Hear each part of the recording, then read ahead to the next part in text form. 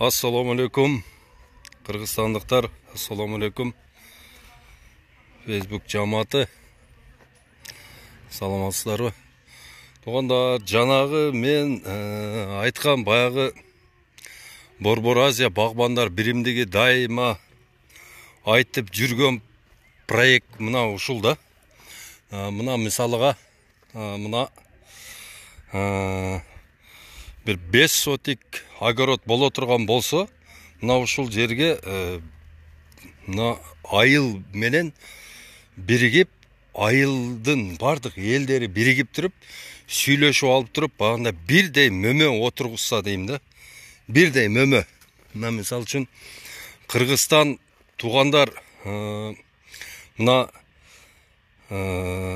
продукциянын көлөмүнөн же болбосо багында машина строение же багында кен казып же баягындай радиотехника чыгарып же бирдеме кылып биз Кыргызстан бутуна тура албайт. Себеби дегенде бул тармактардын бардыгын уже монополизировать этип башка мамлекеттер уже алып койгон да. Кыргызстан не менен алдыга чыгат? Кыргызстан ушул таза мөмө жемиштер менен биз чыгабыз да. Таза продукция менен, органика, эң таза органика продукция менен чыгабыз да. Мына ар бир үйдө, ар бир мисал үчүн мына куршап айылы деп коелу, мисал үчүн. Куршап айылы бизге мисал үчүн кокон гилес жакшы түшпөйт экен. Мына бизде мына жерде бизде кокон гилесибиз бар. Мына бир чекеден акырын кургай берет да. Бир четтен мына мисал үчүн мынабы кокон гилес мына уже курай баштады. Мына бир жылдан кийин уже тынчыйт бул.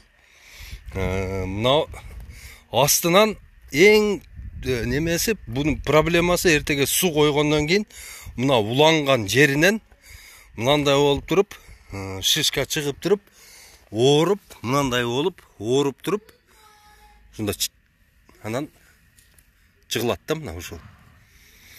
Мына куршап зонанын өзүнүкү ушул Анжелино менен Стенлей деген ушул сливаны отургузушубуз керек да биз. Куршап зона ушул Фуркаттан баштап өзгөндөн чыга бериш ана кызылга чейин жалаң Стенлей менен Венгерка, анан Анжелино деген слива отургузуш керек. Катар кылып ушуну отургузуп кете беришибиз керек да. Мына биздин мына айыл чарба министрлиги мына ош штогу ушул өнүктүрүү, агрардык өнүктүрүү башкармалыктары бардыгы жапа тырмак чыгып элге түшүндүрүү иштерин жүргүзүш керек да. Мына карап көргүлө, мен жөн эле өзүм мисалымды айтып көрөйүн. Мына жөн эле мына кошнанын огороду да. Мына мисал үчүн бул биздин бир дубал кошнабыз, атамдын кошнасы. Мына караңыздар, 1 2 3 4 менен мына ушундай 5 сотик огород занят болуп калган да. Бул жакты дагы караңыздар. Бул жерде дагы ушул картина. Бул жерде дагы бош. Мына соседтики дагы бош жатат. Наркы соседтики дагы бош жатат. Бардыгыбыз бир түрлүү кылып туруп, мына ушундай кылып. Слива отургуза турган болсок, мына караң. Мына сливага мына ушу быйыл 3 жыл болот да. Мына 3-чү жылкы слива. Мына ушунун сорту Стенлей. Мына уже көрдүңүздөрбү? Мына.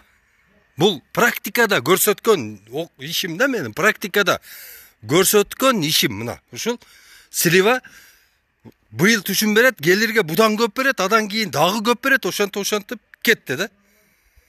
Мына көрүңүздөр, мына эгерде ушул огород, наркы огород, мына куршаптын ичинде ушундай огороддон жок дегенде эле эң аз дегенде эле эмне 4000 огород бар. 4000'di ар бир огородко ушундайдан 200дөн слива батыра турган болсок 4000'ди 200гө көбөйтсөңүздөр канча болот? 4000'ди 200гө көбөйтүңүздөр. Мына канча? Мына ушуну айтып атам да. Мына биздин өкмөт башчы деген эрте менен кечке чекти ушуга башын ортуш керек. Мен канткенде ушул урук алып келемин, канткенде мен ушул көчөт алып келемин, канткенде үрөөн алып келемин. Жакшы үрөөн, жакшы көчөт, жакшы мына азыр семечка урукту алып келип, семечка алып келип туруп, мына куршаптын үстүндө канча 100.000 гектар бош жер жатат. Ушул жерди берип туруп, мына урук 40 сомдон урук. Давай, отургузгула, маслобойканы коюп туруп, семечканы чыгарып, өзгөндүн базарына өзүбүздүн майды чыгарсак болот. Нокотту отургузсак болот, соя, лоя, маш, фасолдун түрү менен отургузсак болот. А биз болсо эмне кылып атабыз? Биз кечке чекти ушул ушак ташымай, башка эч нерсе жок. На правительственном уровне биз кечке балтология менен заниматься этип атабыз. Очковтирательство, жөн эле бири-бирибизди деген курук сөз менен алдап отурабыз да. Бул туура эмес. Мына кичинекей болсо дагы мына ушул жерге аракет кылып мына отургузуп койдук. Бу жерде эски баягында сорту начар эме бар эле. Слива бар эле, аны алдырдым. Алдырып туруп мына кокон гиластарды отургузуп койдум. Мына уже бул кокон гиластарга уже эмне 3-чү жыл болду. Мына 4-чү жылкы мына алмам гүлдөп атат, сливам гүлдөп атат. Мына ушул алмалар былтыры мына ушулар 15тен алма берген. 2-чи жылы, мына 3-чү жылы мына дагы гүлдөп баштады. Дагы берет. Мен кандай түшүнбөйт ушунучу? Биздин мамлекет башчылары эмнеге ушуну түшүнбөйт? Айнанайын, ар бир үйдөн эң эле аз дегенде 2 тоннадан продукция чыга турган болсо, Кыргызстанда болсо эмне? Эң эле аз дегенде 2 миллион үй бүлө бар. Мына 2 миллион үй бүлө 2 тоннадан продукция чыгарып бере турган болсо, Кыргызстан гүлдөп эле, эч кимден эч нерсе карыз сурабай эле, бай болуп эле, жыргап эле жашаса болот да, туурабы? Эмне биз чоң проблеманы айтып аткан жокпуз? Ар бир үйдө бар 200 көчөткө акча таба алат. Мына карагылачы. Мына правительство мына 3 жылдан берки айткан сөзү эмне? Мына менин бир түп кайнолум эмне? Экөө бирдей эле да. Даже олордуку бизге зыян берет. А мына менин кайнолум бизге пайда берет. Мына бул жерге мынабы көч деген энтомофаг келип өзү иштеп атат. Учуп келип. Мына нерге кумурска чыгыптыр уже. Бу жерге тилияны ташып атат кумурска. Дарылаш керек. Түшүнбөйт. Азыр мына түштүккө, түштүккө 3-тү, түндүккө 4-тү питомник коюш керек. Ар бир районго 2ден буровой алып бериш керек. Ар бир райондон эң эле аз дегенде 1000ден агроном окутуп бериш керек. Эң аз дегенде 1000ден агроном окутуп бериш керек. Анан мына Кыргызстанда союз мезгилинде заложенный болуп туруп, 12 чоң канал бар экен. Мына ошол каналдарды до конца казыш керек. Мына анан ошондо анан кийин болот да. Мына түшүнбөйт да. Айтып атабыз, тегиле угайын дейт. Мына дагы бир сливанын сорту, бул дагы бир слива. Башкача бир сорту. Бул дагы гүлдөдү. Буга да 3-чү жыл. 3-чү жылы уже түшүмгө кирип, уже ошонун түшүмүн жейбиз. Ошону түшүнүш керек да.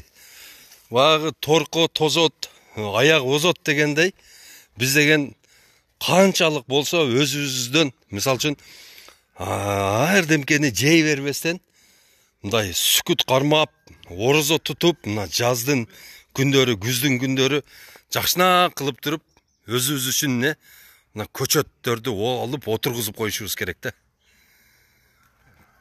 Мына отургузуп койдук, мына 3 жыл болду. 3 жылда мына ушундай результат. Жаманбы? Болду, мына быйыл Куда кааласа, мына атам неберелери келсе, мынадан алып жешет. Кокон гилас бар, слива бар, алма бар. Ошон жыргап жешет балдар. Быйыл Куда кааласа түшүм жакшы болот иншалла. Мына карлик алма өзүнүн ашын өзү көтөрө албайт. Ошон үчүн тирөөч коебуз. Мына караңыздар.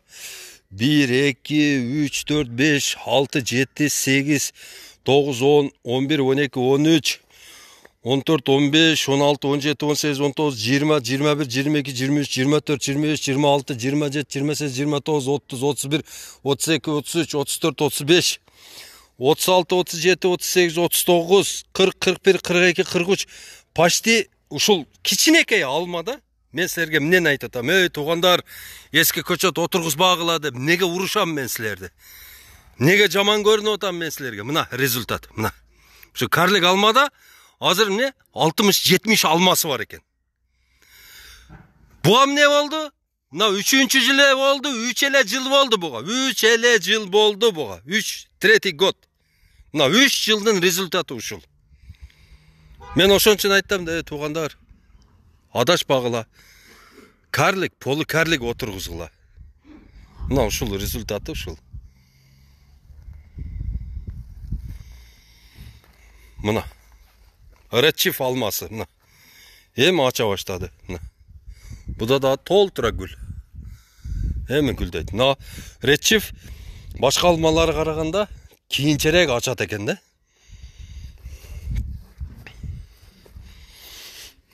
Азыр немени көрсөтөм.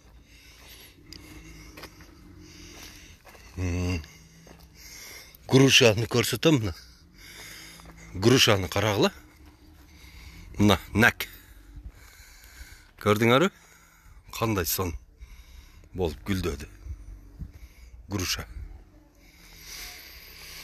Ошон үчүн мына мынанда да толтура гүл. Карликтер ушулар. Кандай сон? 3-жылкы результат. 3 жылда ушундай болот.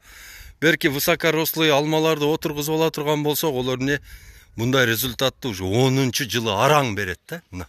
Кара, быйыл толтура алма. Сапатсыз 100 көчөт отургузгандан көрөктү, сапаттуу 10 көчөт отургузуп койсоңуздар, ошонун өзүрүн көрөсүздөр, туугандарым. Мына ушул макетти ар бир үйгө пайдаланыш керек да, өкмөт.